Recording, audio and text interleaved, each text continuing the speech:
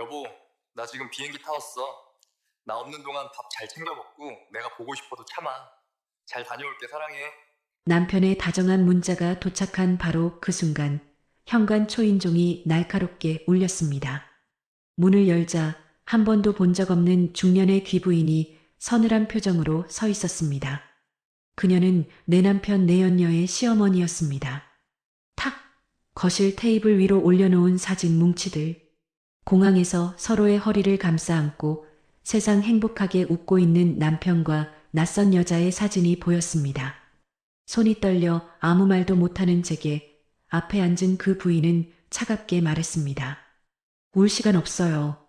저 더러운 것들, 빈털터리로 쫓겨나는 꼴은 보고 울어야지. 나랑 손잡읍시다. 내 연녀의 시어머니와 본처, 세상에서 가장 기막힌 동맹이 맺어진 날.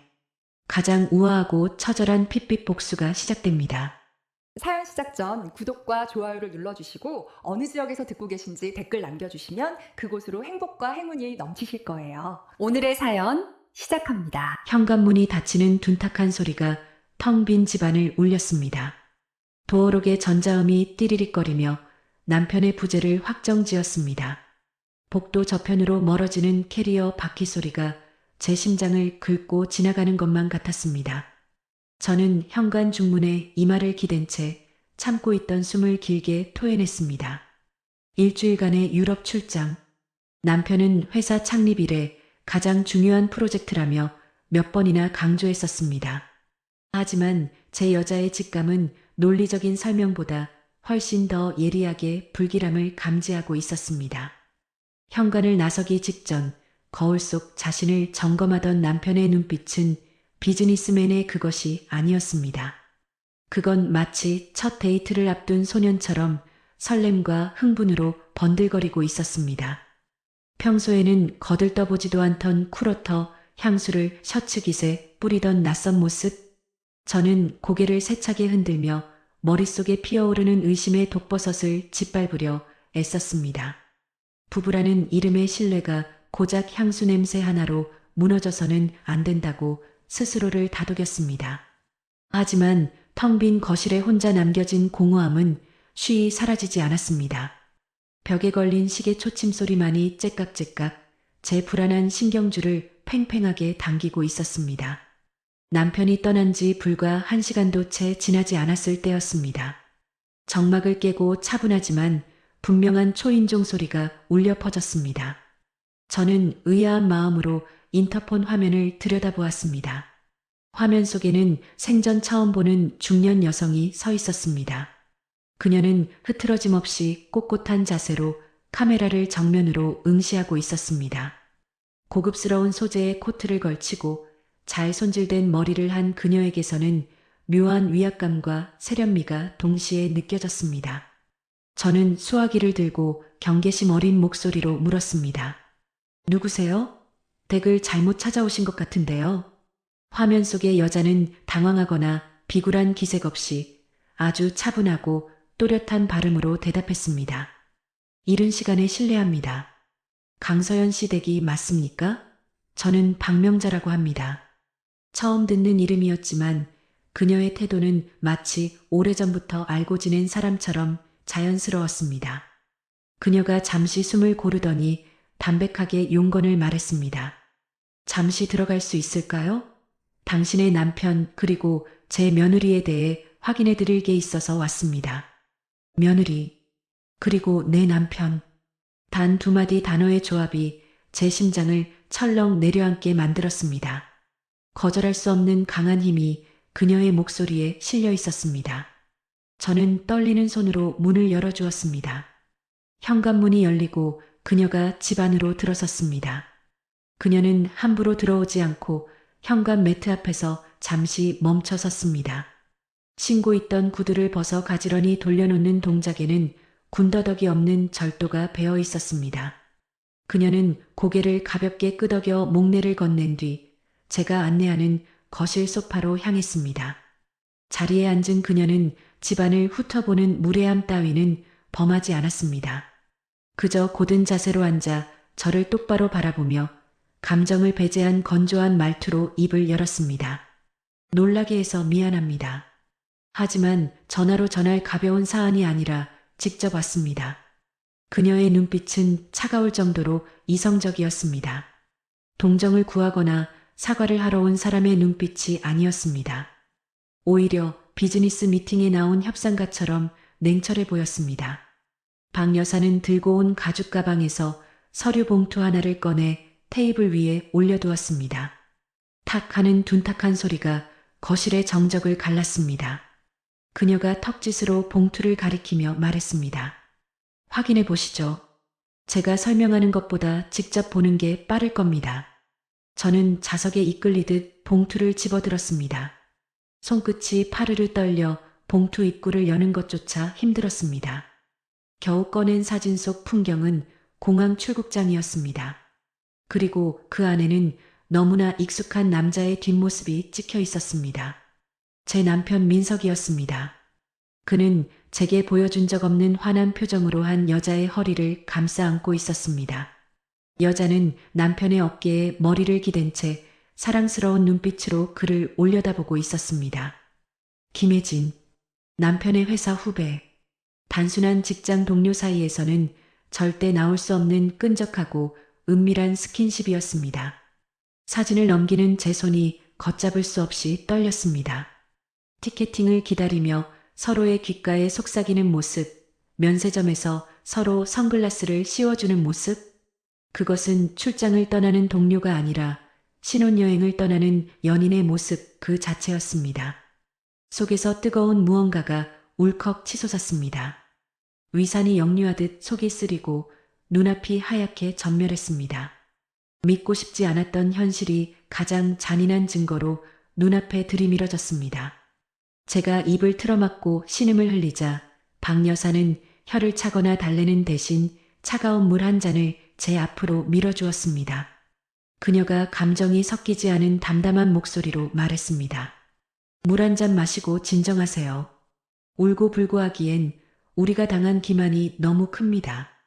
그녀의 말은 따뜻한 위로보다 더 강하게 제 정신을 번쩍 들게 했습니다.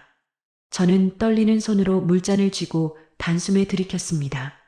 차가운 물이 식도를 타고 넘어가자 요동치던 심장이 조금씩 안정을 찾기 시작했습니다.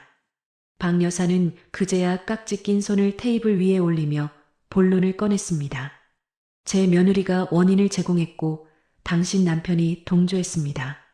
아니, 누가 먼저랄 것도 없죠. 둘 다 가정을 기만했으니까요. 그녀는 자신의 며느리를 감싸거나 제 남편만을 탓하지 않았습니다. 그저 객관적인 사실만을 적시했습니다. 그 태도가 오히려 저에게 묘한 신뢰감을 주었습니다. 그녀는 마치 썩은 환부를 도려내야 한다고 진단하는 의사처럼 단호했습니다. 박 여사가 저를 응시하며 나직하게 물었습니다. 저는 이 상황을 묵과할 생각이 없습니다. 제 아들이 받을 상처는 가슴 아프지만 썩은 살은 도려내야 새 살이 돋는 법이니까요. 강서연 씨 생각은 어떻습니까? 그녀의 질문은 이혼할 거냐는 단순한 물음이 아니었습니다. 이 사태를 감정적으로 소비하고 말 것인지 아니면 철저하게 응징하고 바로잡을 것인지를 묻는 제안이었습니다. 저는 눈물을 닦아내고 고개를 들어 그녀를 마주 보았습니다. 그녀의 눈동자 속에 흔들리지 않는 단단한 의지가 비치고 있었습니다. 저 역시 더 이상 피해자라는 이름 뒤에 숨어 울고만 있을 수는 없다는 생각이 들었습니다.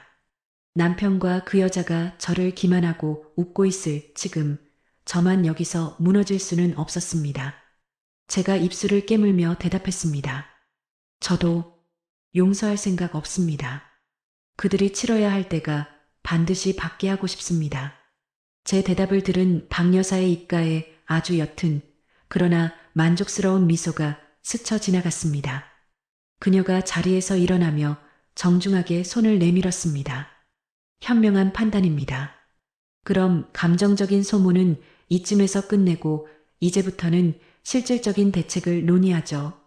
그녀가 내민 손은 투박한 동정의 손길이 아니었습니다. 그것은 같은 전장에 선 동료에게 건네는 신뢰와 존중이 담긴 전략적 제휴의 손길이었습니다.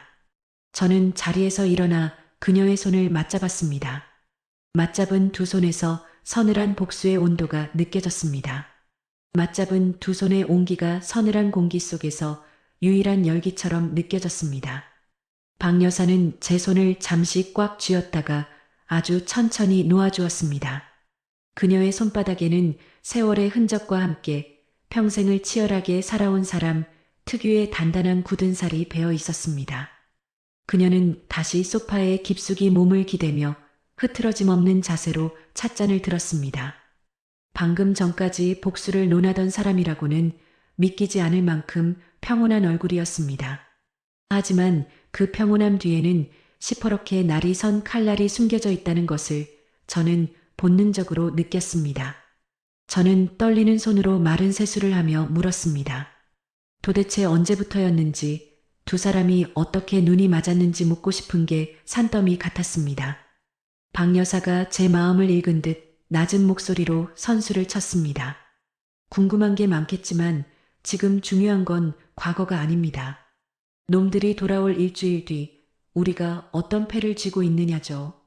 그녀의 말은 명쾌했고 군더더기가 없었습니다. 감정에 휘둘려 시간을 낭비하지 말라는 무언의 경고이기도 했습니다. 박 여사는 가방 안에서 또 다른 물건을 꺼내 테이블 위에 올려놓았습니다. 최신형 태블릿 PC였습니다. 그녀가 익숙한 손놀림으로 화면을 터치하자 지도 앱 하나가 실행되었습니다. 지도 위에는 붉은 점 하나가 깜빡이며 실시간으로 이동하고 있었습니다. 저는 의아한 눈빛으로 그것을 바라보았습니다. 박 여사가 화면을 톡톡 두드리며 차갑게 설명했습니다. 내 며느리 혜진이 그 아이가 타는 차에 위치 추적기를 달아뒀습니다. 지금 막 공항을 빠져나가 호텔로 이동 중이군요. 소름이 돋았습니다. 그녀는 이미 모든 것을 알고 있었고 치밀하게 준비해 오고 있었던 겁니다. 며느리를 의심하면서도 내색하지 않고 뒤를 밟아온 그녀의 인내심이 경이롭기까지 했습니다.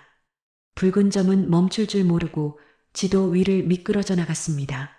남편 민석과 혜진이 함께 타고 있을 그 차 안의 풍경이 상상되어 구역질이 치밀어 올랐습니다. 밀폐된 공간에서 서로의 손을 잡고 해방감에 취해 웃고 있을 두 사람. 저는 입술을 꽉 깨물어 비명을 삼켰습니다. 박 여사는 그런 저를 뚫어지게 바라보며 단호하게 말했습니다. 세댁 명심하세요. 복수는 뜨겁게 하는 게 아니라 차갑게 식혀서 하는 겁니다. 지금 당장 전화해서 소리 지르고 따져봤자 그들은 변명거리만 만들 뿐이에요. 그녀의 말이 맞았습니다. 지금 전화를 걸어 난리를 피운다면 그들은 오히려 증거를 인멸하고 저를 의부증 환자로 몰아갈 것이 뻔했습니다. 남편은 치밀한 사람이었고 혜진은 영악한 여자였습니다. 어설픈 공격은 오히려 저에게 독이 되어 돌아올 것입니다. 저는 깊게 심호흡을 하며 요동치는 마음을 가라앉히려 애썼습니다. 눈앞의 박 여사는 저에게 훌륭한 교관이자 든든한 아군이었습니다. 그녀는 감정을 죽이는 법, 그리고 상대를 확실하게 숨통을 끊어놓는 법을 알고 있는 사람이었습니다. 제가 결의에 찬 눈빛으로 물었죠. 제가 뭘 하면 되나요? 시키는 대로 다 하겠습니다. 박 여사의 입가에 옅은 미소가 번졌습니다. 그녀는 태블릿 PC를 끄고 가방을 챙겨 자리에서 일어났습니다. 그 동작 하나하나에는 귀부인 특유의 기품이 흘러넘쳤습니다. 박 여사가 현관으로 향하며 나직하게 지시했습니다. 일단 남편의 서재부터 뒤지세요. 금고, 비밀 통장, 세컨드폰. 남자가 딴 주머니 찰 때 숨길 만한 곳은 뻔합니다. 샅샅이 뒤져서 아주 작은 단서라도 나오면 무조건 사진 찍어 보내세요. 그녀는 현관에 놓인 구두를 신으며 덧붙였습니다. 그리고 내일부터는 평소처럼 행동하세요. 밥 잘 먹고 잠 잘 자고 남편한테는 다정한 카톡도 보내고요. 놈들이 안심하고 방심할 때까지 우리는 완벽한 연기자가 되어야 합니다. 완벽한 연기자. 그 말이 가슴에 비수처럼 꽂혔습니다. 어제까지만 해도 사랑받는 아내라고 믿었던 제가 이제는 남편을 속이는 연기자가 되어야 한다니. 하지만 슬픔보다는 오기가 먼저 솟구쳤습니다. 그들이 저를 기만하고 연기했듯 저 또한 그들에게 똑같이 되돌려줄 것입니다. 박 여사는 현관문을 나서기 전 뒤를 돌아보며 저에게 마지막 당부를 남겼습니다. 그녀의 눈빛이 그 어느 때보다 서늘하게 빛났습니다. 우리의 목표는 단순한 이혼이 아닙니다. 그 두 사람 사회적으로 완전히 매장시키고 빈털터리로 쫓겨나게 만드는 것. 그게 우리 계약의 종착점입니다. 아시겠습니까? 저는 말없이 고개를 끄덕였습니다. 박 여사가 나가고 문이 닫히자 집안은 다시 무거운 정적에 휩싸였습니다. 하지만 조금 전에 공포스럽던 정적과는 달랐습니다. 지금 이 고요함은 폭풍전야의 긴장감이자 전투를 앞둔 전사의 침묵이었습니다. 저는 거실벽에 걸려있는 대형 웨딩 사진을 올려다보았습니다. 사진 속 남편은 세상에서 가장 행복한 표정으로 웃고 있었습니다. 저 가식적인 미소 뒤에 숨겨진 추악한 본성을 이제는 똑똑히 알 것 같았습니다. 속에서 뜨거운 분노가 치밀어 올랐지만 저는 박 여사의 말을 떠올리며 주먹을 꽉 쥐었습니다. 차갑게, 더 차갑게 식혀야 한다. 저는 부엌으로 걸어가 냉수를 한 잔 가득 따라 마셨습니다. 그리고 핸드폰을 들어 남편에게 메시지를 보냈습니다. 손가락이 미세하게 떨렸지만 텍스트는 더없이 다정했습니다. 여보, 공항엔 잘 도착했어? 비행기 타면 연락해. 사랑해. 전송 버튼을 누르는 순간 제 입가에는 비릿한 냉소가 걸렸습니다. 이제 시작이었습니다. 저는 핸드폰을 내려놓고 남편의 서재가 있는 방문을 향해 천천히 걸음을 옮겼습니다. 굳게 닫힌 서재 문고리가 오늘따라 유난히 차갑게 느껴졌습니다. 다음 날 아침 박 여사는 약속한 시간에 정확히 맞춰 저희 집을 방문했습니다.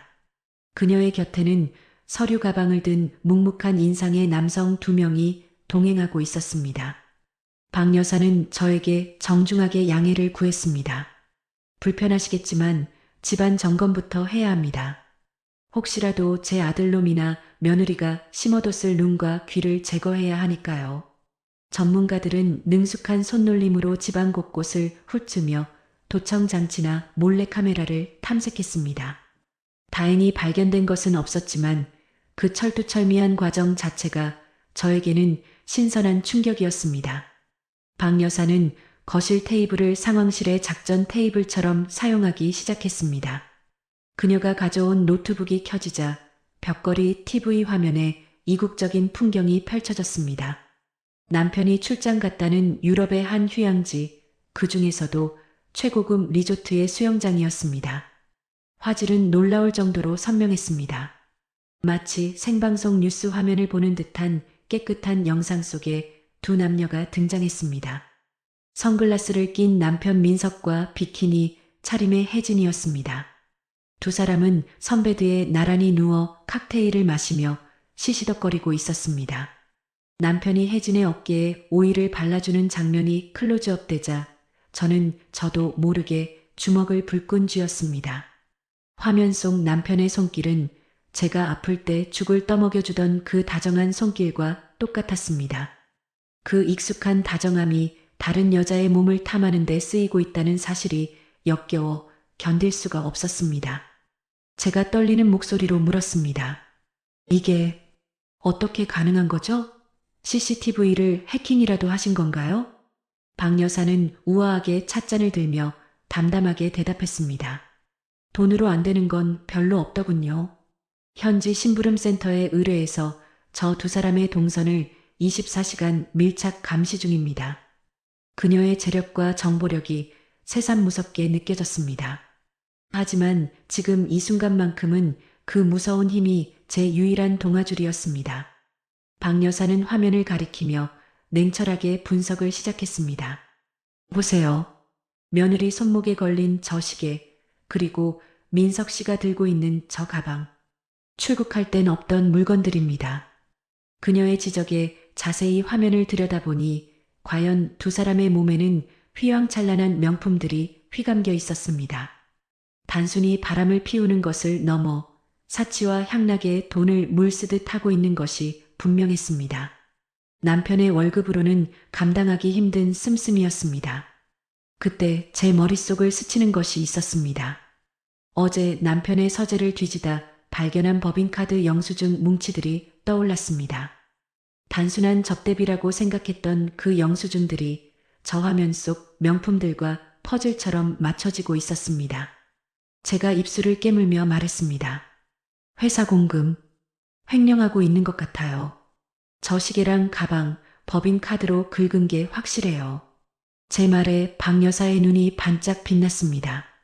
그녀는 즉시 비서에게 무언가를 지시하더니 저를 향해 고개를 끄덕였습니다. 아주 중요한 포인트입니다. 단순 분류는 가정법원감이지만 횡령은 형사처벌 대상이죠. 판이 더 커지겠군요. 우리는 그날 밤늦게까지 TV 화면을 끄지 않았습니다. 두 사람이 최고급 레스토랑에서 밥을 먹고 요트를 타며 즐거워하는 모습을 고문처럼 지켜보았습니다. 속이 뒤집히고 피가 거꾸로 솟는 고통이었지만 저는 눈을 돌리지 않았습니다. 저 행복해 보이는 웃음소리가 며칠 뒤 비명으로 바뀔 때까지 이 모든 증거를 낱낱이 기록해야 했습니다. 박 여사는 식사 때가 되자 최고급 도시락을 주문해주며 저를 챙겼습니다. 우리는 나란히 앉아 화면 속 불륜 커플을 안주 삼아 밥을 먹었습니다. 기묘한 동거, 아니 기묘한 합숙 훈련이었습니다. 박 여사는 밥알을 씹으며 덤덤하게 자신의 이야기를 꺼냈습니다. 남편을 일찍 여의고 홀로 아들을 키우며 사업을 일궈온 세월, 그리고 그 아들이 데려온 며느리를 친딸처럼 아꼈던 지난 날들. 그녀의 목소리에는 물기 대신 건조한 회한만이 묻어 있었습니다. 박 여사가 씁쓸한 미소를 지으며 말했습니다. 배신감에 몸부림치는 건 하루면 족합니다. 이틀째부터는 상대를 무너뜨릴 칼을 갈아야죠. 서연 씨, 당신은 아주 좋은 칼잡이가 될 자질이 보여요. 그녀의 칭찬 아닌 칭찬에 저는 묘한 위로를 받았습니다. 밤이 깊어지자 화면 속 두 사람은 호텔 방으로 들어갔습니다. 커튼이 쳐지기 직전 남편이 혜진을 안고 침대로 쓰러지는 모습이 적나라하게 비쳤습니다. 저는 화면 정지 버튼을 누르고 그 장면을 캡처하여 저장했습니다. 파일 이름은 증거14호. 제 가슴속 폴더에는 이미 수십 개의 증거가 차곡차곡 쌓여가고 있었습니다. 박 여사는 소파에서 쪽잠을 청하려는 저에게 안방 침대를 내주며 말했습니다. 편하게 자요. 내일은 더 바빠질 테니까. 놈들이 귀국하기 전까지 우리는 완벽한 시나리오를 완성해야 합니다. 저는 침대에 누워 천장을 바라보았습니다. 눈물은 더 이상 흐르지 않았습니다. 대신 서늘한 한기가 온몸을 감싸고 돌았습니다. 유럽의 태양 아래서 뜨겁게 타오르는 저들의 사랑이 한국에 도착하는 순간 차가운 제가 되도록 만들 것입니다. 옆방에서 들려오는 박 여사의 규칙적인 숨소리가 묘한 안도감을 주었습니다. 혼자가 아니라는 사실, 그리고 든든한 조력자가 있다는 사실이 저를 버티게 하는 힘이었습니다. 저는 핸드폰을 들어 남편에게 보낼 예약 메시지를 작성했습니다. 여보, 시차 적응은 잘했어? 꿈에서라도 당신 보고 싶네. 사랑해. 거짓 사랑을 속삭이는 제 손가락 끝에는 이제 망설임이 없었습니다. 일주일이라는 시간은 잔인할 만큼 더디게 흘렀지만 마침내 그날이 왔습니다. 현관 도어록이 해제되는 경쾌한 소리가 집안의 정막을 깼습니다. 저는 거울을 보며 연습했던 환한 미소를 입가에 걸었습니다. 심장 깊은 곳에서는 역겨움이 치밀어 올랐지만 얼굴 근육은 완벽하게 통제되고 있었습니다. 현관문이 열리고 구릿빛으로 그을린 남편 민석이 들어섰습니다. 그의 얼굴에는 경무에 시달린 피로감 대신 휴양지를 다녀온 사람 특유의 활기가 넘쳐 흘렀습니다. 저를 보자마자 그가 양팔을 벌리며 다가왔습니다. 남편은 과장된 목소리로 너스레를 떨었습니다. 여보, 나왔어. 아, 진짜 이번 출장 죽는 줄 알았네. 당신 보고 싶어서 혼났어. 그가 제 몸을 끌어안자 낯선 코코넛 오일 냄새와 면세점 향수 냄새가 훅 끼쳐왔습니다. 화면 속에서 혜진의 몸에 발라주던 바로 그 오일 냄새였습니다.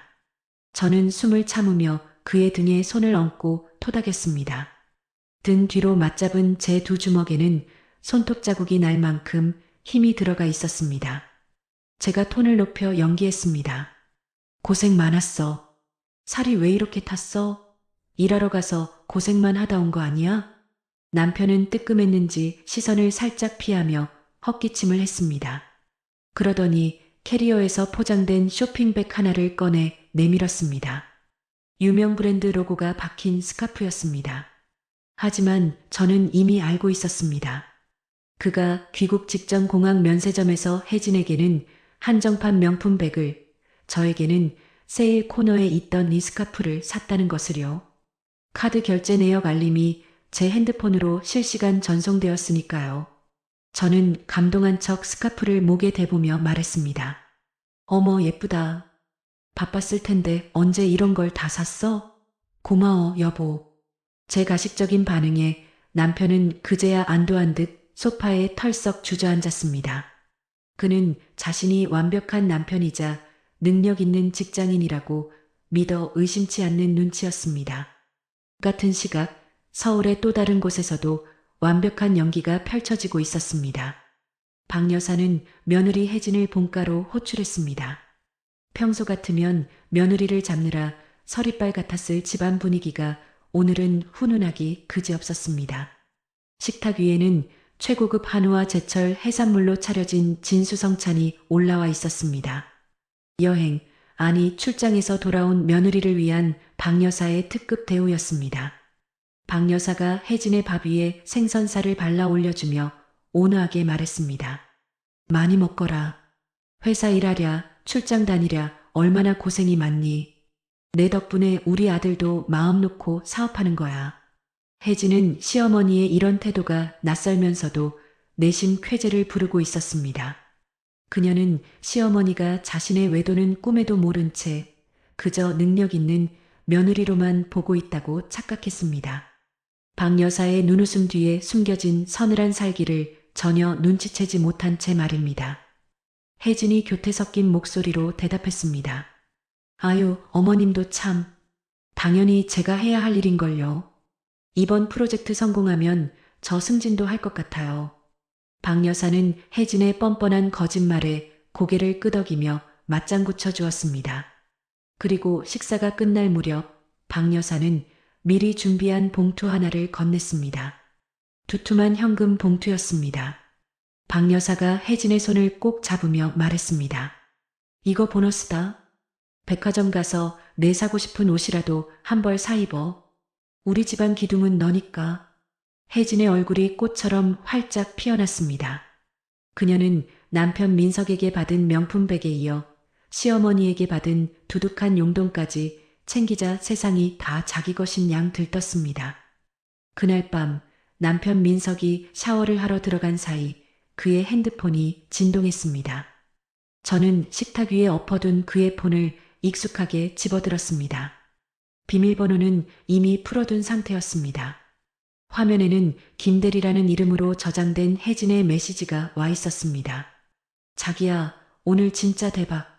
우리 시어머니가 나 고생했다고 용돈까지 주셨어. 완전 속으신 듯 키읔키읔. 저는 입꼬리를 비틀어 웃으며 답장을 보낼 뻔했습니다. 하지만 꾹 참고 화면을 캡처한 뒤 제 클라우드 서버로 전송했습니다. 그리고 삭제까지 완벽하게 마쳤습니다. 잠시 후 욕실에서 나온 민석이 수건으로 머리를 털며 핸드폰을 확인했습니다. 그는 혜진의 메시지를 읽고 킥킥거리며 웃더니 저 몰래 답장을 보냈습니다. 거봐, 내가 뭘 했어. 우리 완전 범죄라니까. 오늘 밤은 푹 쉬고 내일 회사에서 보자. 내 사랑. 남편은 핸드폰을 내려놓고 침대로 다가와 저를 안으려 했습니다. 순간 소름이 끼쳐 반사적으로 몸을 피할 뻔했지만 저는 이를 악물고 참아냈습니다. 아직은 때가 아니었습니다. 그들이 구름 위를 걷는 기분에 취해 가장 방심하고 있을 때, 그때 바닥으로 추락시켜야 가장 고통스러운 법이니까요. 저는 남편의 품에 안겨 천장을 노려보았습니다. 제 눈동자는 어둠 속에서 차갑게 빛나고 있었지만 남편은 제 심장 소리를 사랑의 설렘으로 착각하고 있었습니다. 제가 나직하게 속삭였습니다. 여보, 내일 회사에 도시락 싸갈까? 출장 다녀오느라 고생했는데 직원들이랑 나눠 먹게. 남편은 제 제안에 뛸 듯이 기뻐했습니다. 정말? 당신 음식 솜씨면 직원들이 다 쓰러지지. 혜진. 아니, 김대리도 당신 김밥 좋아하잖아. 제 입에서 나온 미끼를 그는 덥석 물었습니다. 내일 점심시간 그 평화로운 회사 사무실이 아수라장이 될 거라는 사실은 꿈에도 모른 채 말이죠. 완벽한 착각 속에 빠진 두 사람의 밤이 깊어가고 있었습니다. 그리고 저와 박 여사의 진짜 사냥도 이제 막 시작되려 하고 있었습니다. 다음 날 아침 저는 평소보다 일찍 일어나 주방으로 향했습니다. 도마 위에서 칼질하는 소리가 규칙적으로 울려 퍼졌습니다. 김밥 속재료인 당근과 오이를 채 썰며 저는 남편과 혜진의 인연도 이렇게 잘게 썰어버리는 상상을 했습니다. 박 여사는 식탁에 앉아 제가 도시락 싸는 모습을 말없이 지켜보고 있었습니다. 그녀는 묵묵히 제게 따뜻한 커피 한 잔을 건네주었습니다. 박 여사가 나직하게 조언했습니다. 명심해요. 오늘 당신은 세상에서 가장 내조 잘하는 현모양처입니다. 절대 눈빛 하나라도 흔들려선 안 돼요. 저는 고개를 끄덕이며 가장 화려하고 먹음직스러운 3단 도시락을 완성했습니다.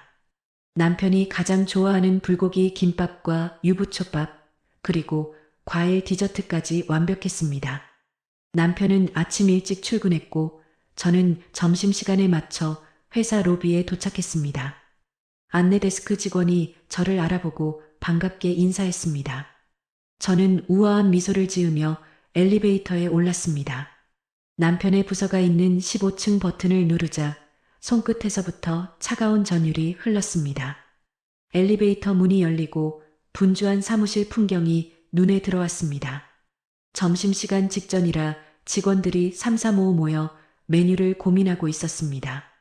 저는 발소리를 죽이고 남편의 자리가 있는 팀장실 쪽으로 다가갔습니다. 팀장실 블라인드가 반쯤 내려져 있었지만 틈새로 안쪽 상황이 훤히 보였습니다. 남편 민석이 의자에 앉아 있고 그 옆에 혜진이 서류를 결제받는 듯 바짝 붙어 서 있었습니다. 단순한 업무 보고가 아니었습니다. 혜진의 손이 남편의 어깨를 은근슬쩍 쓸어내리고 있었고 남편은 그 손길을 즐기듯 눈을 감고 있었습니다. 남편이 혜진의 귓가에 무언가 속삭이자 혜진이 까르르 웃으며 남편의 허벅지를 툭 쳤습니다. 회사라는 공적인 공간에서조차 저렇게 대담하게 굴고 있다는 사실에 헛구역질이 올라왔습니다. 하지만 저는 심호흡을 한번 크게 하고 입꼬리를 최대한 끌어올렸습니다. 그리고 노크도 없이 활기차게 문을 열고 들어갔습니다. 제가 밝은 목소리로 외쳤습니다. 여보, 나왔어. 깜짝 놀랐지? 두 사람은 화들짝 놀라며 번개처럼 떨어졌습니다. 남편은 당황한 기색을 감추려 헛기침을 하며 일어났고 혜진은 허둥지둥 옷매무새를 다듬었습니다. 그 꼴이 마치 도둑질하다 들킨 고양이들 같아 속으로 비웃음을 흘렸습니다. 남편이 어색하게 웃으며 말을 더듬었습니다. 당신이 웬일이야? 연락도 없이. 저는 아무것도 못 본 척 태연하게 도시락 가방을 책상 위에 올려놓았습니다. 그리고 혜진을 바라보며 세상 반가운 표정을 지었습니다. 제가 혜진의 손을 덥석 잡으며 말했습니다. 어머, 김 대리님, 출장 다녀오느라 고생 많았죠? 얼굴이 더 예뻐지셨네. 혜진은 제 갑작스러운 칭찬에 눈이 동그라지더니 이내 안도한 듯 미소를 되찾았습니다. 그녀는 제가 자신의 불륜 사실을 전혀 모르고 있다고 확신하는 눈치였습니다. 혜진이 특유의 콧소리로 대답했습니다. 아유, 사모님도 참 과찬이세요. 팀장님이 워낙 잘 이끌어주셔서 제가 편했죠. 저는 속으로 그래, 아주 편하게 즐기다 왔겠지라고 중얼거렸지만 겉으로는 사람 좋은 미소를 잃지 않았습니다. 저는 도시락 뚜껑을 하나씩 열어 젖혔습니다. 화려한 음식들이 모습을 드러내자 밖에서 기웃거리던 직원들까지 탄성을 지르며 모여들었습니다. 제가 직원들을 향해 큰 소리로 말했습니다. 다들 오셔서 같이 드세요. 우리 남편 때문에 고생하시는데 제가 이 정도는 해야죠. 특히 김 대리님은 더 많이 드세요. 직원들이 와, 팀장님은 좋으시겠다. 사모님 솜씨 대박이다라며 남편을 추켜 세웠습니다. 남편 민석의 어깨가 으쓱해지며 입이 귀에 걸렸습니다. 그는 자신이 능력 있는 팀장에 내조 잘하는 아내까지 둔 성공한 남자라고 착각하고 있었습니다. 저는 젓가락으로 불고기 김밥 하나를 집어 혜진의 입가에 가져갔습니다. 혜진이 당황하며 뒷걸음질 쳤지만 저는 끈질기게 권했습니다. 제가 며느리를 아끼는 시어머니 흉내를 내며 말했습니다. 자, 아하세요. 이번 프로젝트 김 대리님 덕분에 성공했다면서요? 제가 진짜 친동생 같아서 그래요. 친동생? 그 단어에 혜진의 표정이 미묘하게 굳어졌습니다. 자신이 사랑하는 남자의 아내가 건네주는 김밥을 받아 먹어야 하는 상황. 그것은 제가 그녀에게 주는 첫 번째 벌칙이자 굴욕이었습니다. 혜진은 직원들의 시선을 의식해 어쩔 수 없이 입을 벌려 김밥을 받아 먹었습니다. 우물거리는 그녀의 표정이 씹기 힘든 고물을 씹는 듯 일그러졌습니다. 저는 쐐기를 박듯 상냥하게 물었습니다. 맛있죠? 우리 남편이 이 김밥을 제일 좋아하거든요. 김 대리님도 나중에 결혼하면 남편한테 꼭 해줘봐요. 아, 남자친구는 있으신가? 혜진이 사례가 들린 듯 기침을 콜록거렸습니다. 남편이 흠칫하며 저와 혜진의 눈치를 살폈습니다. 저는 순진무구한 눈망울로 물을 건네며 등을 두드려 주었습니다. 제가 걱정스러운 척 연기했습니다. 어머, 천천히 드세요. 누가 뺏어 먹나? 김 대리님은 참, 보면 볼수록 챙겨주고 싶다니까. 식사 시간 내내 저는 남편과 혜진 사이를 오가며 완벽한 현모양처 연기를 펼쳤습니다. 남편의 입가에 묻은 밥풀을 떼어주고 혜진에게는 반찬을 올려주며 두 사람의 숨통을 서서히 조였습니다. 그들은 제 친절이 독이 든 성배인 줄도 모르고 받아 마셨습니다. 점심시간이 끝나갈 무렵 저는 빈 도시락 통을 챙겨 일어났습니다. 제가 남편의 넥타이를 바로 잡아주며 속삭였습니다. 여보, 오늘 저녁엔 일찍 들어와. 내가 맛있는 거 해놓을게. 아, 김 대리님도 고생하시는데 언제 집에 한번 초대해서 식사라도 해요. 남편의 얼굴이 흙빛이 되었습니다. 집으로 초대하라는 말에 혜진 역시 당황한 기색이 역력했습니다. 불륜 커플을 신혼집 식탁에 나란히 앉혀놓고 밥을 먹이는 상상. 생각만 해도 짜릿하고 잔인한 복수극이었습니다. 저는 굳어있는 두 사람을 뒤로하고 사무실을 나섰습니다. 엘리베이터 문이 닫히는 순간 억지로 끌어올렸던 입꼬리가 스르르 내려갔습니다. 거울에 비친 제 얼굴은 차갑게 식어 있었습니다. 손에 든 빈 도시락 가방이 마치 그들의 텅 빈 양심처럼 가볍게 느껴졌습니다. 로비로 내려오자마자 핸드폰을 꺼내 박 여사에게 메시지를 보냈습니다. 미션 성공. 두 사람 제 손바닥 안에서 놀고 있어요. 이제 다음 단계로 가시죠. 답장은 1초 만에 왔습니다. 수고했어요. 이제 내 차례군요. 오늘 저녁 며느리 멘탈을 좀 흔들어 놔야겠습니다. 저는 선글라스를 끼고 회전문 밖으로 당당하게 걸어나갔습니다. 뜨거운 오후의 햇살이 제 머리 위로 쏟아졌지만 제 그림자는 그 어느 때보다 길고 짙게 드리워졌습니다. 그날 저녁 박 여사의 우아한 덫이 가동되었습니다. 박 여사는 며느리 혜진에게 전화를 걸어 집안 대대로 내려오는 비법 장장 담그는 법을 전수해주겠다고 호출했습니다. 단순한 노동이 아니라 종갓집 며느리로서의 권위를 물려주겠다는 달콤한 명분이었습니다. 야망 있는 혜진은 그 제안을 거절하지 못하고 제 발로 시댁이라는 감옥으로 들어갔습니다. 박 여사에게서 짧은 메시지가 도착했습니다. 도간에 든 쥐 확보했습니다. 오늘 밤은 안 보낼 생각이니 그쪽은 마음껏 작업하세요. 저는 핸드폰 화면을 보며 서늘한 미소를 지었습니다. 혜진이 매주와 씨름하며 밤을 지새울 동안 저는 남편 민석을 요리할 차례였습니다. 남편은 퇴근하자마자 소파에 늘어져 콧노래를 부르고 있었습니다. 점심때 제 내조 덕분에 회사에서 기가 살았다며 기분이 최고조였습니다. 저는 냉장고에서 미리 차갑게 식혀둔 와인과 안주를 꺼냈습니다. 와인병 안에는 남편이 평소 즐겨 마시는 수면 유도제가 아주 소량하지만 확실한 효과를 낼 만큼 섞여 있었습니다. 제가 와인잔을 건네며 부드럽게 권했습니다. 여보, 오늘 고생 많았어. 한잔하고 푹 자.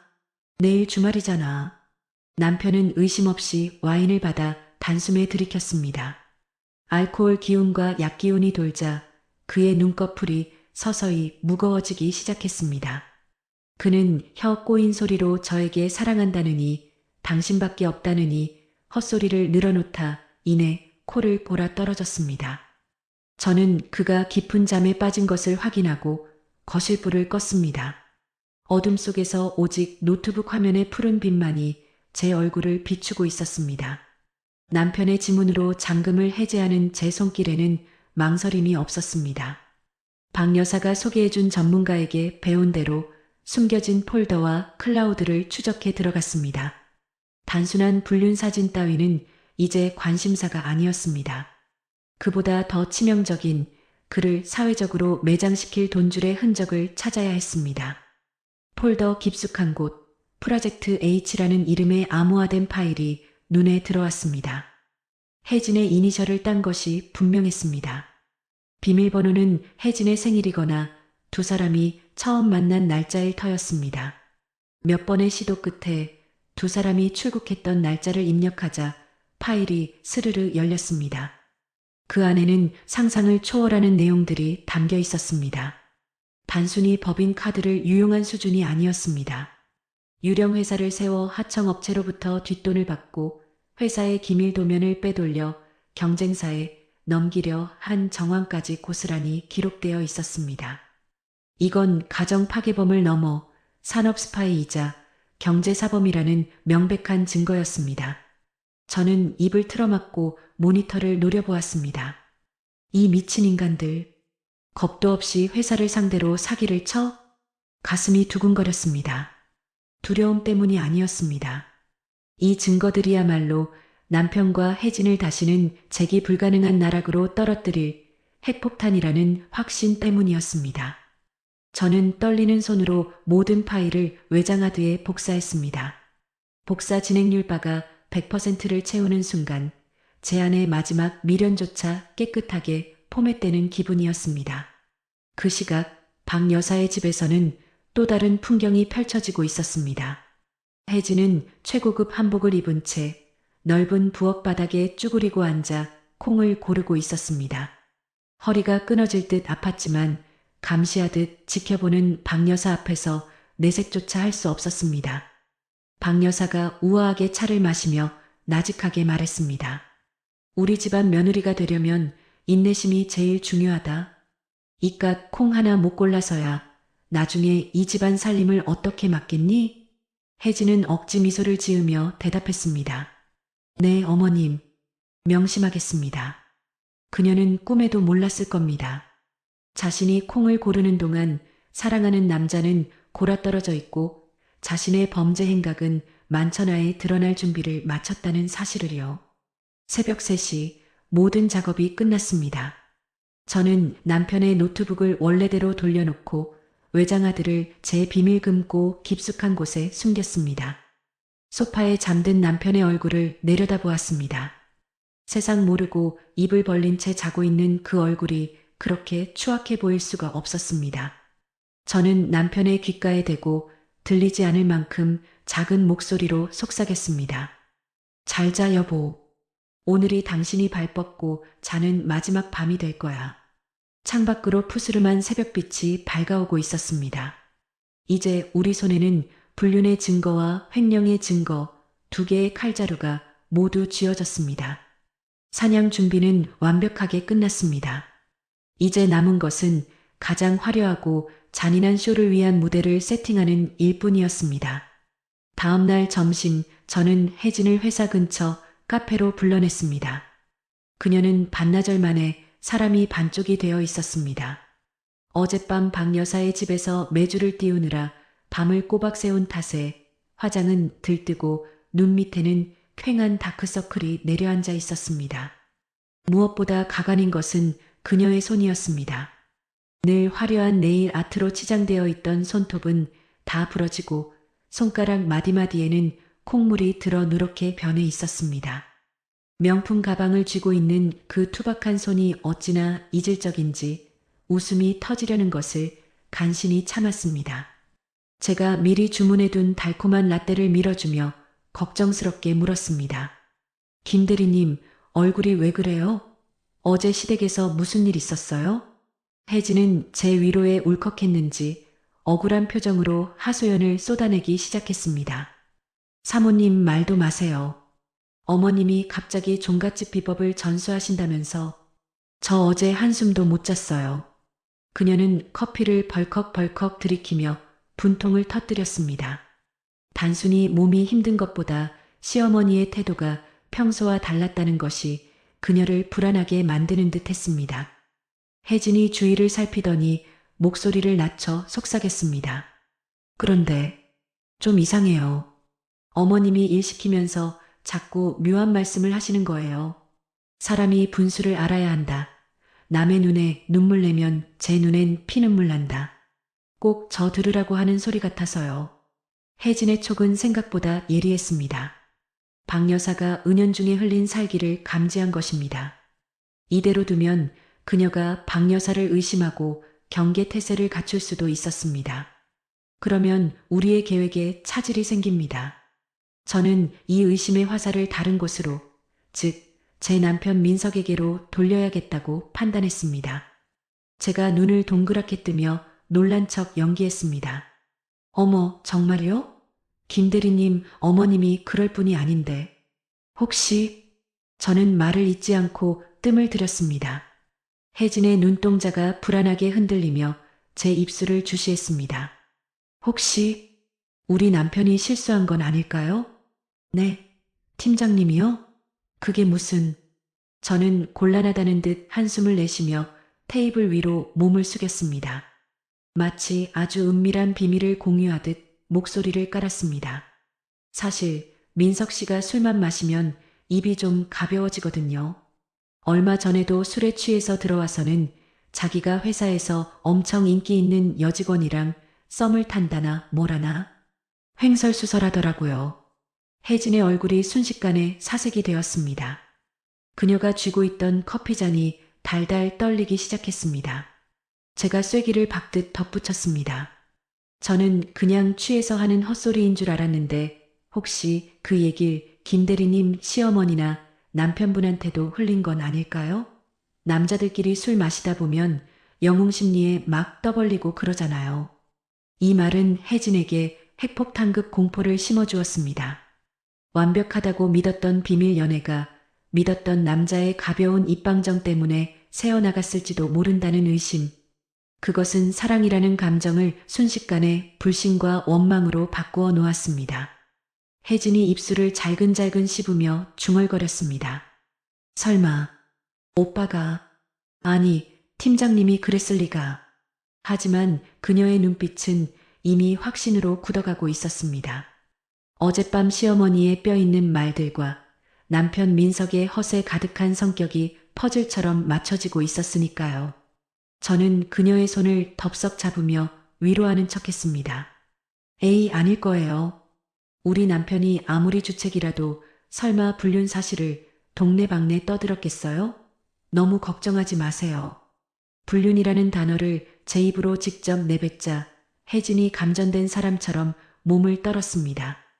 그녀는 더 이상 앉아있을 수가 없는지 급하게 가방을 챙겨 일어났습니다. 사모님, 죄송해요. 제가 급한 업무가 생각나서 먼저 들어가 볼게요. 그녀는 인사를 하는 둥 마는 둥 하고 카페를 뛰쳐나갔습니다. 통유리창 너머로 그녀가 거칠게 핸드폰을 귀에 가져다 대는 모습이 보였습니다. 누구에게 전화를 거는지는 안 봐도 뻔했습니다. 저는 남은 커피를 여유롭게 마시며 핸드폰에 연결된 도청 앱을 켰습니다. 이어폰 너머로 혜진의 날카로운 목소리가 생생하게 들려왔습니다. 오빠, 너 미쳤어? 술 처먹고 어디 가서 우리 얘기 떠들고 다녔어? 뭐, 갑자기 그게 무슨 소리야? 난 그런 적 없어. 거짓말하지 마. 우리 시어머니가 다 알고 계시는 눈치란 말이야. 오빠가 입단속 못해서 그런 거잖아. 너 때문에 나까지 망하게 생겼어. 야, 김혜진. 너 말이 좀 심하다? 그리고 너야말로 행동거지 똑바로 한 거 맞아? 내가 꼬리 밟힌 거 아니냐고. 이어폰 속에서 두 사람의 고성이 오갔습니다. 서로를 향한 비난과 욕설이 난무했습니다. 사랑한다며 죽고 못 살던 두 사람 사이가 의심이라는 틈 하나에 와르르 무너져 내리고 있었습니다. 남편은 억울함에 길길이 날뛰었고 혜진은 불안감에 이성을 잃어가고 있었습니다. 이 균열은 시간이 지날수록 점점 더 커질 것입니다. 그리고 그 틈 사이로 저와 박 여사가 준비한 파멸의 칼날이 정확하게 파고들 것입니다. 저는 카페를 나서며 박 여사에게 메시지를 보냈습니다. 균열 시작됐습니다. 두 사람 지금 서로 물어뜯고 난리도 아니네요. 하늘은 맑고 바람은 시원했습니다. 하지만 저들의 세상에는 이제 막 거센 태풍이 몰아치기 시작했습니다. 저는 가벼운 발걸음으로 그 태풍의 눈을 향해 걸어갔습니다. 폭풍 같은 의심과 싸움이 지나간 뒤 남편 민석과 혜진은 화해를 핑계로 다시 만날 약속을 잡았습니다. 불안할수록 서로에게 집착하는 불륜의 속성을 박 여사는 꿰뚫고 있었습니다. 장소는 시내 중심가에 있는 프라이빗 일식집이었습니다. 방음이 잘 된다고 소문난 곳이었지만 박 여사의 영향력 아래서는 그 방음벽조차 무용지물이었습니다. 우리는 그들이 예약한 룸바로 옆방을, 그것도 중간문을 살짝 열면 안이 훤히 들여다보이는 구조의 방을 선점했습니다. 그리고 오늘 이 연극의 마지막 관객이자 또 다른 피해자인 혜진의 남편 상우 씨를 초대했습니다. 박 여사는 아들에게 전화를 걸어 평소와 다름없는 온화한 목소리로 말했습니다. 상우야, 엄마가 거래처랑 저녁 식사가 있는데 서류를 깜빡했구나. 내가 좀 가져다 주렴. 효심 깊은 아들은 일말의 의심도 없이 달려왔습니다. 저와 박 여사는 건너편 건물 카페 2층 창가에 앉아 이 잔인한 연극의 막이 오르기를 기다렸습니다. 박 여사의 손이 찻잔을 쥔 채 미세하게 떨리고 있었습니다. 제 자식의 심장에 비수를 꽂아야 하는 어미의 심정이 오죽할까 싶어 저는 아무 말 없이 그녀의 손등을 덮어주었습니다. 박 여사가 창밖을 응시하며 씁쓸하게 내뱉었습니다. 내 아들 착해 빠져서 여태 혜진이 그 여우 같은 년을 천사로만 알고 살았지. 오늘 세상이 무너질 게다. 잠시 후 식당 입구에 상우 씨의 차가 도착했습니다. 그는 서류 가방을 들고 급하게 식당 안으로 뛰어들어갔습니다. 점원의 안내를 받아 복도를 걷던 상우 씨는 어머니가 알려준 난초방이 아닌 바로 옆 매화방에서 흘러나오는 익숙한 웃음소리에 걸음을 멈췄습니다. 혜진의 목소리였습니다. 교태 섞인 웃음소리, 그리고 남자의 낮은 음성. 상우 씨는 홀린 듯 반쯤 열린 미닫이 문 틈으로 시선을 돌렸습니다. 우리가 설치해둔 초소형 카메라를 통해 그의 표정이 실시간으로 태블릿 화면에 전송되었습니다. 그의 얼굴에서 핏기가 완전히 빠져나가 종이장처럼 하얗게 질려가고 있었습니다. 문 틈새로 보이는 광경은 충격적이었습니다. 민석이 혜진의 입술에 묻은 소스를 닦아주며 입맞춤을 하고 있었으니까요. 태블릿 스피커를 통해 두 사람의 대화가 적나라하게 흘러나왔습니다. 자기야, 우리 그냥 확 다 터뜨리고 살까? 오빠 와이프는 눈치도 없어서 아직도 내가 친동생인 줄 알더라. 그러게, 곰 같은 여자라니까. 혜진이 너랑 있으면 내가 진짜 남자가 된 기분이야. 너희 남편은 재미없다며? 말도 마. 순에 빠져가지고 남자가 매력이 없어.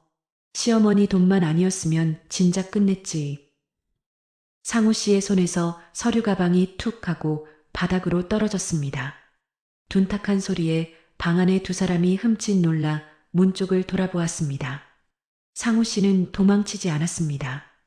그는 떨리는 손으로 미닫이 문을 거칠게 열어젖혔습니다.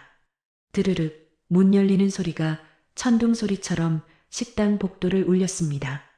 서로를 껴안고 있던 민석과 혜진이 비명을 지르며 떨어졌습니다. 혜진의 눈이 공포로 크게 확장되었고 민석은 사색이 되어 젓가락을 떨어뜨렸습니다. 혜진이 말을 더듬으며 일어섰습니다. 여보, 당신이 여기 왜? 상우 씨는 아무 말도 하지 못했습니다. 그저 배신감과 분노, 그리고 믿을 수 없는 현실에 압도당해 거친 숨만 몰아쉬고 있었습니다. 그의 눈에서는 눈물조차 흐르지 않았습니다. 너무 큰 슬픔은 눈물마저 말라버리게 한다는 것을 저는 화면을 통해 똑똑히 목격했습니다. 민석이 상황을 수습해 보려 비굴한 웃음을 지으며 다가갔습니다.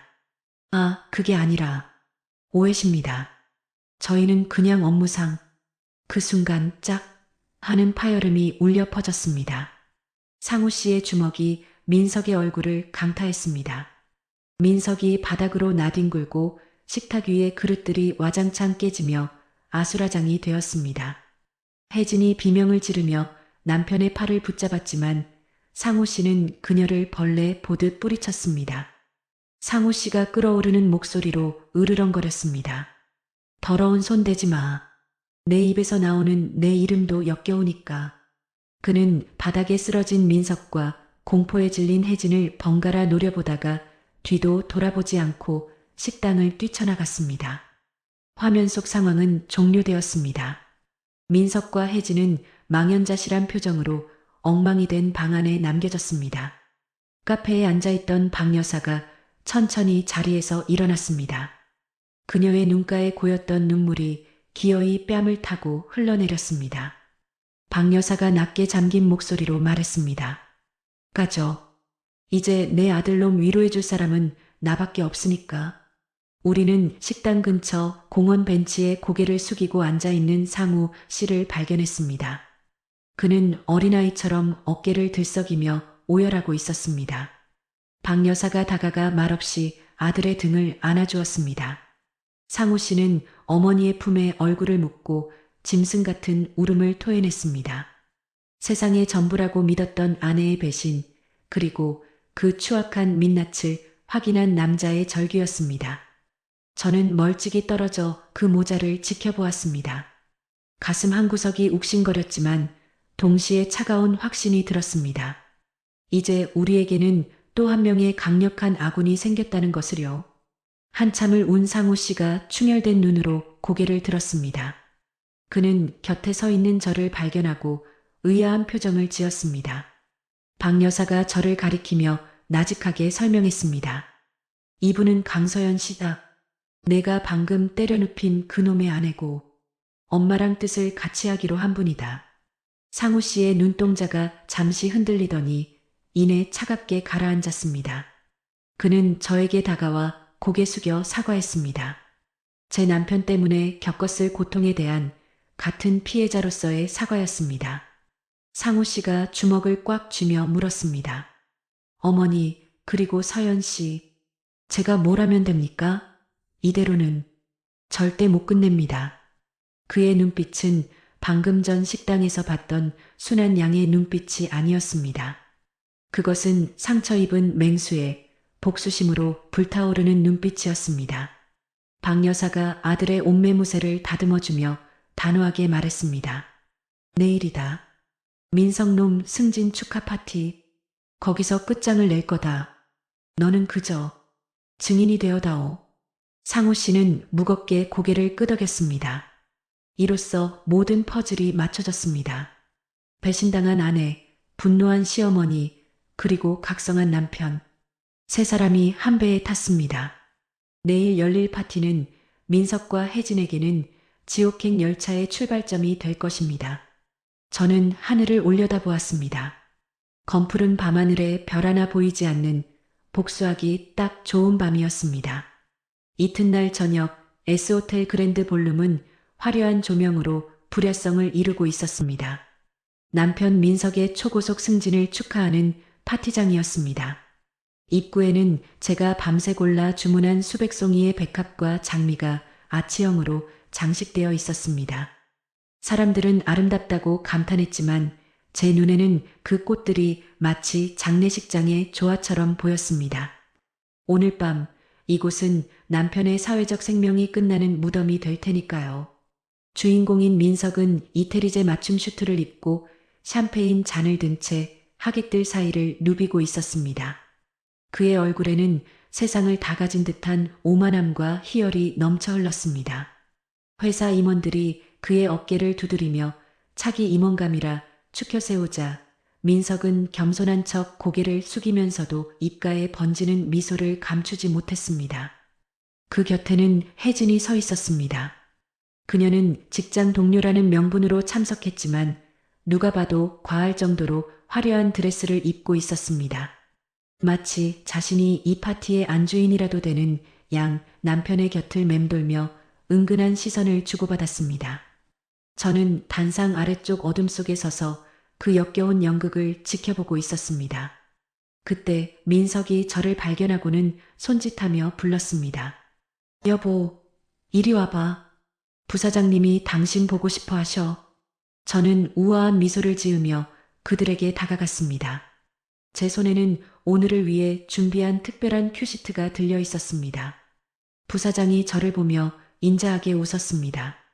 아이고, 우리 이 팀장 와이프 되시는군. 내조를 그렇게 잘한다면서? 이 팀장이 이번 유럽 프로젝트 성공시킨 건 다 부인 덕분이라더군. 저는 고개를 조스려 인사하며 뼈 있는 대답을 건넸습니다. 과찬이십니다. 남편이 유럽에서 정말 밤낮 없이 열정적으로 일하긴 했죠. 곁에서 도와준 분도 계시고요. 제 시선이 자연스럽게 혜진에게 머물렀습니다. 혜진은 제 눈길에 흠칫 놀라며 와인잔을 꽉 쥐었습니다. 어제 남편 상우 씨에게 들킨 이후로 그녀는 극도로 예민해져 있었습니다. 하지만 오늘 파티장에 남편이 오지 않을 거라는 확신 때문인지 아니면 설마 이곳까지 쫓아오겠냐는 안일함 때문인지 애써 태연한 척하고 있었습니다. 파티가 무르익고 분위기가 최고조에 달했을 때였습니다. 연회장 입구가 술렁거리며 사람들의 시선이 한 곳으로 쏠렸습니다. 초대 명단에 없던 하지만 그 누구보다 압도적인 포스를 풍기는 두 사람이 등장했기 때문입니다. 박 여사와 상우 씨였습니다. 박 여사는 칠흑 같은 검은색 정장에 진주 목걸이를 한 고혹적인 모습이었고 그 옆에 상우 씨 역시 말끔한 슈터 차림으로 서 있었습니다. 두 사람은 마치 귀빈처럼 당당하게 레드카펫을 밟고 걸어 들어왔습니다. 혜진의 얼굴이 순식간에 백지장처럼 하얗게 질렸습니다. 그녀가 들고 있던 와인잔이 손에서 미끄러져 바닥에 떨어지며 쨍그랑 날카로운 파열음을 냈습니다. 그 소리에 사람들의 시선이 혜진에게 그리고 다시 입구의 두 사람에게로 옮겨갔습니다. 영문을 모르는 민석이 짜증 섞인 표정으로 혜진을 흘겨보더니 저에게 물었습니다. 뭐야? 저 사람들은? 당신이 초대한 손님이야? 저는 남편의 팔짱을 끼며 나직하게 속삭였습니다. 응, 아주 특별한 VIP 손님들이지. 당신 축하해주러 오신 분들이야. 박 여사와 상우 씨가 우리 앞까지 다가왔습니다. 박 여사는 사색이 된 며느리 혜진은 거들떠보지도 않고 민석에게 우아하게 손을 내밀었습니다. 박 여사가 기품 있는 미소로 인사를 건넸습니다. 축하합니다. 이 팀장님. 능력 좋다는 소문은 익히 들었습니다. 민석은 얼떨결에 그녀의 손을 잡으며 굽신거렸습니다. 그는 눈앞의 귀부인이 자신의 내연녀 시어머니라는 사실은 꿈에도 모른 채 그저 재력가 손님인 줄로만 알고 있었습니다. 민석이 해벌쭉 웃으며 대답했습니다. 아, 감사합니다. 귀한 발걸음 해주셔서 영광입니다. 그 모습을 지켜보던 상우 씨의 눈에서 시퍼런 불꽃이 튀었습니다. 하지만 그는 주먹을 꽉 쥐고 끓어오르는 분노를 억누르며 민석을 노려볼 뿐이었습니다. 혜진은 시어머니와 남편의 등장에 다리가 풀렸는지 테이블을 붙잡고 겨우 서 있었습니다. 그녀는 제발 아무 일도 일어나지 않기를, 이 사람들이 그냥 돌아가 주기를 간절히 바라는 눈치였습니다. 하지만 파티는 이제 막 시작일 뿐이었습니다. 저는 사회자에게 눈짓을 보냈습니다. 사회자가 마이크를 잡고 들뜬 목소리로 외쳤습니다.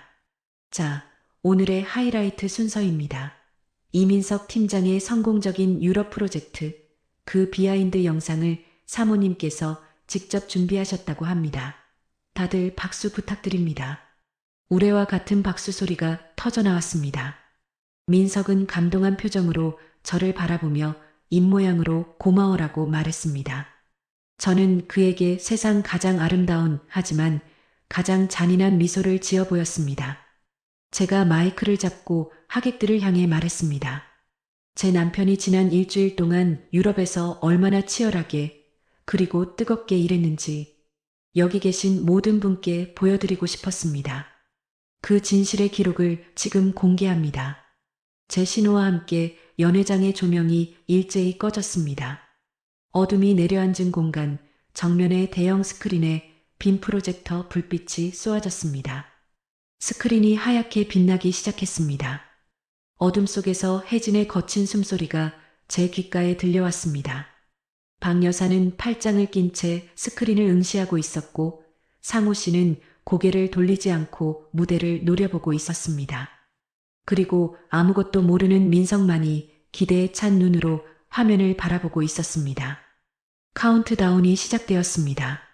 3, 2, 1. 단두대의 칼날이 떨어질 시간이었습니다. 대형 스크린 위로 유럽 출장 성과 보고서라는 자막이 떴다가 지직거리는 노이즈와 함께 사라졌습니다. 그리고 그 자리에 붉은 글씨로 나의 사랑, 나의 비즈니스라는 촌스러운 타이틀이 떠올랐습니다. 웅성거리던 장내가 일순간 찬물을 끼얹은 듯 조용해졌습니다. 곧이어 최고급 리조트의 푸른 수영장이 화면 가득 펼쳐졌습니다. 비키니 차림의 혜진이 선베드에 누워 칵테일을 마시고 민석이 그녀의 다리에 오일을 발라주는 장면이었습니다. 단순히 연인처럼 보이는 수준이 아니었습니다. 스피커를 통해 두 사람의 적나라한 대화가 호텔 볼룸 전체에 쩌렁쩌렁 울려 퍼졌습니다. 자기야, 법인카드로 마시는 샴페인이라 그런가? 더 달다, 그치? 마셔, 마셔. 어차피 회사 놈들은 내가 밤새워 일하는 줄 알 거야. 멍청한 것들. 민석의 목소리였습니다. 그의 거만한 웃음소리가 스피커를 찢을 듯 터져나오자 하객들의 입에서 헉 하는 탄성이 터져나왔습니다. 민석은 감전된 사람처럼 제자리에서 굳어버렸습니다. 그는 믿을 수 없다는 듯 스크린과 저를 번갈아 쳐다보며 입만 뻐끔거렸습니다. 혜진은 비명을 지르며 귀를 막고 주저앉았습니다. 하지만 영상은 자비가 없었습니다. 화면이 바뀌고 두 사람이 침대에 누워 서로의 배우자를 조롱하는 장면이 이어졌습니다. 오빠 와이프는 진짜 곰인가 봐. 도시락 싸줄 때 웃겨 죽는 줄 알았네. 내 말이. 걔는 내가 돈 벌어다 주는 기계인 줄 안다니까. 혜진이 너랑은 차원이 다르지. 객석에 앉아있던 부사장의 얼굴이 불그락푸르락해지더니 마시던 와인잔을 바닥에 내동댕이 쳤습니다. 쨍그랑 유리 깨지는 소리가 영상 속 웃음소리와 기묘한 불협화음을 이루었습니다. 민석이 그제야 정신을 차리고 단상 위로 뛰어 올라갔습니다. 꺼? 당장 끄란 말이야. 이거 다 조작이야. 끄라고. 그가 허공에 대고 손을 휘저으며 발악했지만 영상은 멈추지 않았습니다. 오히려 화면이 전환되며 검은 바탕에 흰 글씨로 된 엑셀 파일과 계약서들이 쏟아져 나왔습니다. 프로젝트 H 이중장부, 유령회사 송금 내역, 그리고 경쟁사에 넘기려 했던 기밀도면 사진까지. 단순한 치정극이 거대한 경제범죄 현장으로 바뀌는 순간이었습니다. 술렁거리던 장내는 이제 분노의 도가니로 변했습니다. 임원들이 자리에서 일어나 삿대질을 해댔고 보안 요원들이 무전기를 들고 뛰어들어왔습니다. 저는 마이크를 든 채 패닉에 빠진 민석을 차갑게 내려다보며 말했습니다. 어때 여보? 당신이 유럽에서 얼마나 열정적으로 회사를 말아먹었는지 아주 잘 보이지? 민석이 핏발선 눈으로 저를 노려보며 달려들려 했습니다. 강서연, 내가 감히 나를. 하지만 그는 제 옷자락조차 스치지 못했습니다. 언제 다가왔는지 상우 씨가 민석의 멱살을 잡아 그대로 바닥에 꽂아버렸기 때문입니다. 쿵 하는 둔탁한 소리와 함께 민석이 나뒹굴었습니다. 상우 씨는 쓰러진 민석을 벌레 보듯 내려다보며 침을 뱉었습니다. 그때였습니다. 구석에 숨죽여 울고 있던 혜진에게 박 여사가 천천히 다가갔습니다. 그녀의 구두굽 소리가 또각또각 마치 사형 선고를 내리는 판사의 망치 소리처럼 울렸습니다. 혜진이 고개를 들어 시어머니를 올려다보았습니다. 눈물로 번진 마스카라 때문에 그녀의 얼굴은 기괴하게 얼룩져 있었습니다. 혜진이 시어머니의 바짓단을 붙잡고 애원했습니다. 어머니, 그게 아니에요. 제가 설명할게요. 박 여사는 표정 하나 변하지 않고 혜진의 손을 툭 쳐냈습니다. 그리고 모든 사람이 들을 수 있도록 낮지만 또렷한 목소리로 말했습니다. 내 아들 등쳐먹고 사돈댁 눈에 피눈물 내고 그것도 모자라 회사 돈까지 손을 대? 내가 사람이니? 박 여사의 손이 허공을 가르며 혜진의 뺨을 후려쳤습니다. 짝! 그 어떤 타격음보다도 날카롭고 시원한 소리였습니다. 혜진의 고개가 획 돌아가고 파티장은 쥐 죽은 듯 고요해졌습니다. 박 여사는 흐트러진 옷매무새를 가다듬으며 바닥에 쓰러진 며느리에게 마지막 통보를 날렸습니다. 내 집에서 나가라. 위자료는커녕 내가 쓴 돈 10원 한 장까지 다 토해내게 만들 테니까. 넌 오늘부로 내 며느리가 아니라 정가자다. 박 여사의 서슬 퍼런 선언에 혜진은 혼절하듯 바닥에 엎드려 통곡했습니다. 곧이어 경찰 사이렌 소리가 호텔 로비 밖에서 들려왔습니다. 회사에 신고를 받고 출동한 경찰들이 연회장 문을 박차고 들어왔습니다. 수갑을 든 경찰을 보자 민석은 다리에 힘이 풀려 주저앉았고 혜진은 바들바들 떨며 뒷걸음질 쳤습니다. 화려했던 승진 파티장은 순식간에 범죄자 체포 현장이 되었습니다. 저는 그 아수라장 한가운데 서서 샴페인 잔을 들어 올렸습니다. 잔 속에 담긴 황금빛 액체가 조명을 받아 반짝였습니다. 가장 화려한 순간에 가장 비참하게 추락하는 것. 제가 원했던 그림이 완벽하게 완성되었습니다. 경찰에게 양팔이 붙들려 끌려가던 민석이 고개를 돌려 저를 쳐다보았습니다. 그의 눈에는 원망과 공포 그리고 뒤늦은 후회가 뒤섞여 있었습니다. 저는 그에게 소리 없는 입모양으로 마지막 인사를 건넸습니다. 안녕, 내 사랑. 그가 질질 끌려나가고 문이 닫히는 순간까지 저는 웃음을 잃지 않았습니다. 이제 파티는 끝났습니다. 하지만 저들의 진짜 지옥은 이제 막 문을 열었습니다. 화려했던 파티가 끝나고 남은 것은 차가운 유치장 바닥뿐이었습니다. 민석과 혜진은 횡령 및 배임 혐의로 긴급 체포되어 밤샘 조사를 받았습니다. 초췌한 몰골로 풀려난 두 사람을 기다리고 있는 것은 더 가혹한 현실이었습니다. 회사는 즉각 징계위원회를 열어 두 사람을 파면 조치했고 동시에 막대한 손해배상 청구 소송을 제기했습니다. 업계에는 이미 두 사람의 만행이 담긴 영상과 소문이 파다하게 퍼져버렸습니다. 다시는 동종업계에 발도 붙이지 못할 만큼 철저한 사회적 매장이었습니다. 혜진은 퉁퉁 부은 눈으로 시댁으로 향했습니다. 갈 곳이라곤 그곳밖에 없었기 때문입니다. 하지만 굳게 닫힌 대문 앞에는 검은 비닐봉지 몇 개가 쓰레기처럼 덩그러니 놓여 있었습니다. 그녀의 옷가지와 화장품들이 아무렇게나 처박힌 짐 보따리였습니다. 혜진이 떨리는 손으로 인터폰을 눌렀습니다. 어머님, 저예요. 문 좀 열어주세요. 갈 데가 없단 말이에요. 묵묵부답이던 인터폰 스피커에서 치지직거리는 소리와 함께 박 여사의 목소리가 흘러나왔습니다. 그 목소리에는 일말의 온기조차 남아있지 않았습니다. 내 남편 상우가 이혼 서류 보냈을 거다. 도장 찍어서 우편으로 보내. 내 집 대문 더럽히지 말고 당장 꺼져라. 어머님, 제발 한 번만 용서해 주세요. 제가 다 잘못했어요.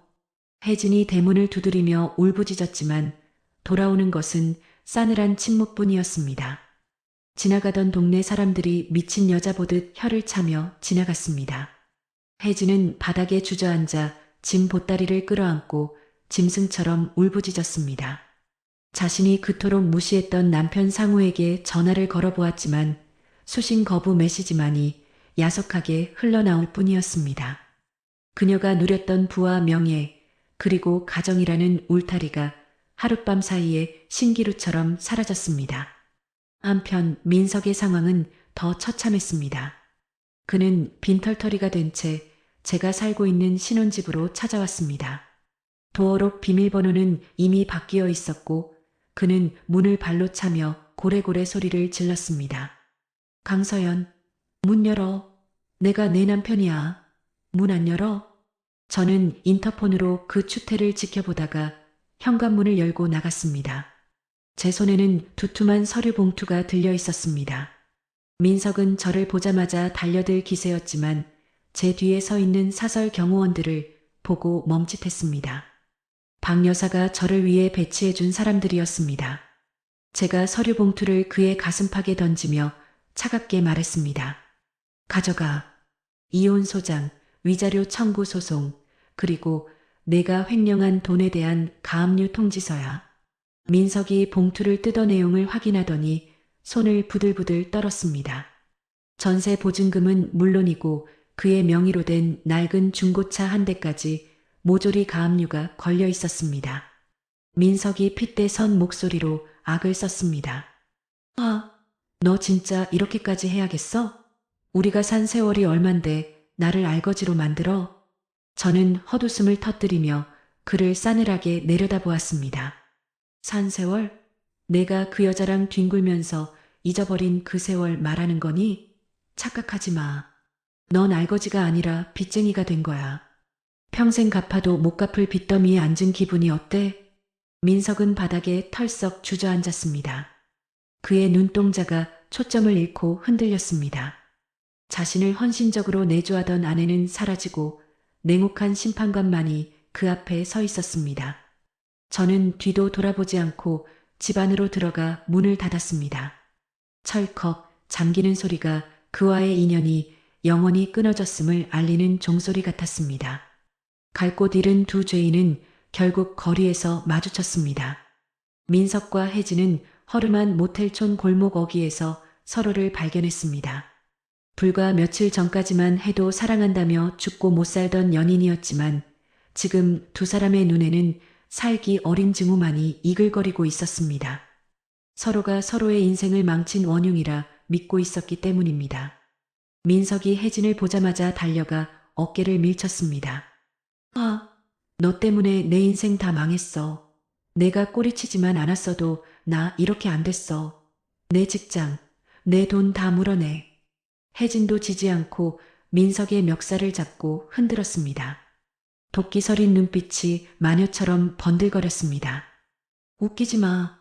유부남 주제에 총각 행세하며 접근한 게 누군데. 내가 입만 안 털었어도 우리 시어머니가 이렇게까지 안 했어. 너 때문에 나 쫓겨난 거야. 두 사람은 길바닥에서 서로의 머리채를 잡고 뒤엉켜 싸우기 시작했습니다. 고성과 욕설이 난무하고 옷이 찢겨나가는 추태가 벌어졌습니다. 민석이 혜진을 밀치자 혜진이 넘어지며 민석의 얼굴을 핥히었습니다. 피가 맺힌 얼굴로 민석이 고함을 지르고 혜진은 악을 쓰며 발버둥 쳤습니다. 지나가던 행인들이 걸음을 멈추고 그들을 구경하기 시작했습니다. 누군가는 혀를 차고 누군가는 핸드폰을 꺼내 그 처참한 광경을 촬영했습니다. 불륜 커플의 최후 길거리 개싸움이라는 제목으로 인터넷에 퍼져나갈 영상들이었습니다. 구경꾼들 사이에서 수군거리는 소리가 들려왔습니다. 저 사람들 인터넷에 뜬 그 불륜녀랑 횡령범 아니야? 맞네, 맞아. 꼴 좋다. 천벌 받았네. 사람들의 조롱 섞인 비웃음이 쏟아졌지만 두 사람은 들리지 않는 듯 서로를 물어뜯는 데만 열중했습니다. 한때는 우아한 호텔과 고급 리조트를 누비던 그들이었지만 지금은 쓰레기 뒹구는 골목길 바닥이 그들에게 딱 어울리는 무대였습니다. 바닥까지 떨어진 인간의 존엄, 그것이 그들이 치러야 할 죗값이었습니다. 멀리서 경찰차 사이렌 소리가 들려왔습니다. 신고를 받고 출동한 경찰들이 싸움을 말리기 위해 달려왔습니다.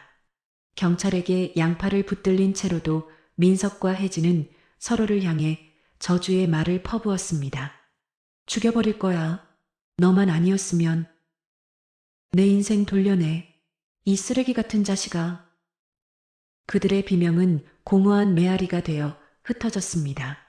사랑이라는 이름으로 포장했던 그들의 욕망은 결국 서로를 파먹는 괴물이 되어 비참한 최후를 맞이했습니다.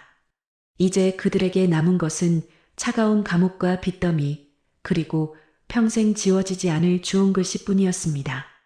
그로부터 1년이라는 시간이 흘렀습니다. 계절은 다시 돌아와 거리는 벚꽃이 흩날리는 봄이 되었습니다. 저는 도심이 내려다 보이는 제 개인 사무실 창가에 서서 향기로운 커피를 내리고 있었습니다. 책상 위에는 교도소에서 온 편지 한 통이 뜯지도 않은 채 놓여 있었습니다. 발신인은 수인 번호 3847번 이민석. 그는 횡령과 사기 혐의로 징역 3년을 선고받고 복역 중이었습니다. 편지 봉투 겉면에 삐뚤빼뚤하게 적힌 서연아, 제발 한 번만 접견 와줘라는 글씨가 애처로웠습니다. 하지만 제 마음은 호수처럼 고요했습니다. 증오도 연민도 남아있지 않은 완벽한 무관심이었습니다. 저는 망설임 없이 편지를 집어들어 파쇄기에 넣었습니다. 지잉 하는 소리와 함께 그의 구질구질한 변명들이 국수 가닥처럼 잘려나갔습니다. 혜진의 소식도 풍문으로 들려왔습니다. 정과자 낙인이 찍혀 취업은 꿈도 못 꾸고 빚쟁이들을 피해 지방 유흥가를 전전하고 있다는 소문이었습니다. 한때 명품으로 휘감았던 그녀의 몸은 이제 싸구려 화장품 냄새에 절어 있을 것입니다. 그들의 몰락은 저에게 더 이상 쾌감이 아닌 그저 지나간 뉴스의 한 조각일 뿐이었습니다.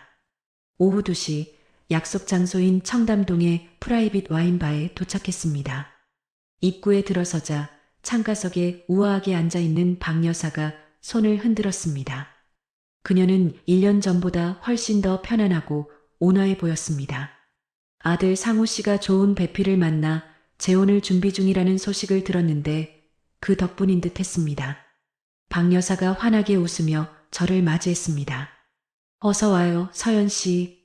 아니, 이제 강 대표님이라고 불러야 하나? 저는 수줍게 웃으며 자리에 앉았습니다.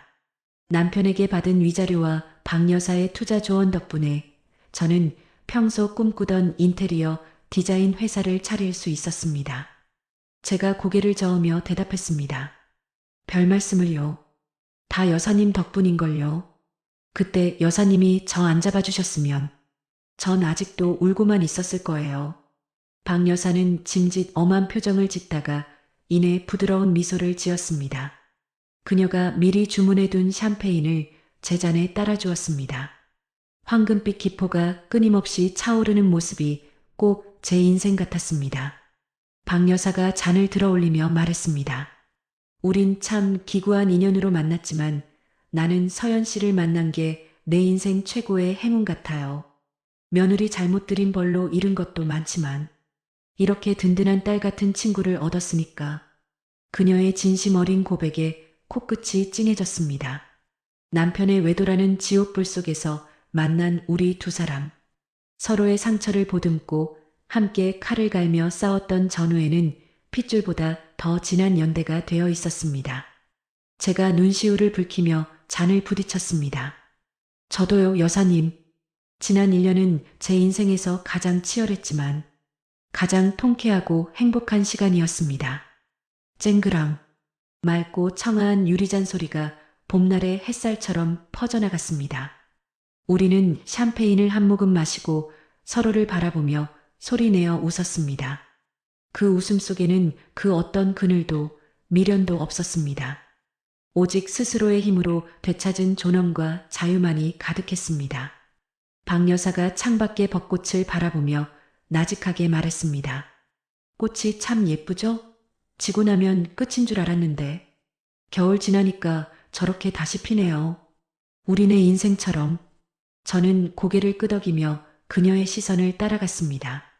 한때 제 인생은 혹독한 겨울 같았습니다. 하지만 이제 그 긴 겨울밤은 끝났습니다. 제 곁에는 든든한 인생의 멘토이자 친구가 있고 앞에는 찬란한 봄이 기다리고 있었습니다. 저는 다시 채워진 잔을 높이 들었습니다. 자, 이제 과거 이야기는 그만하고 우리의 새로운 봄날을 위하여 건배할까요? 좋죠. 당신의 그리고 나의 가장 화려할 두 번째 인생을 위하여. 위하여. 두 여자의 건배사가 경쾌하게 울려 퍼졌습니다. 창밖으로 흩날리는 벚꽃잎들이 축복처럼 우리 위로 쏟아져 내리는 것만 같았습니다.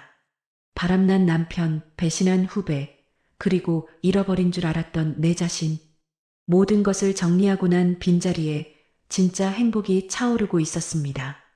이것은 복수극의 끝이 아니라 강서연이라는 여자의 진짜 인생 드라마가 시작되는 첫 장면이었습니다.